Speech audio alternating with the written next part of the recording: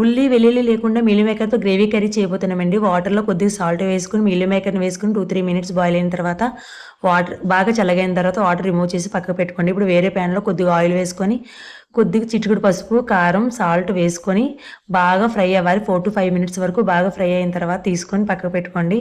ఇప్పుడు వేరే ప్యాన్లో 3 టేబుల్ స్పూన్స్ వరకు ఆయిల్ వేసుకొని కొద్దిగా జీలకర్ర, 1 టీ స్పూన్ అల్లం తురుము, పచ్చిమిర్చి వేసుకొని బాగా ఫ్రై అయిన తర్వాత ఉడికించుకున్న బంగాళదుంపలు మీడియం సైజ్ 3 తీసుకొని కట్ చేసుకొని వేసుకున్నాను. 1 టీ స్పూన్ వచ్చేసి కారం, 1 టీ స్పూన్ ధనియా పౌడర్, హాఫ్ టీ స్పూన్ జీరా పౌడర్ వేసుకొని 1 మినిట్ వరకు ఫ్రై అవ్వాలండి. ఫ్రై అయిన తర్వాత చిన్న కప్పుతోని పెరుగు అనేది విస్కర్తో బాగా మిక్స్ చేసుకొని వేసుకోవాలి. స్మూత్ పేస్ట్లా ఉండాలి.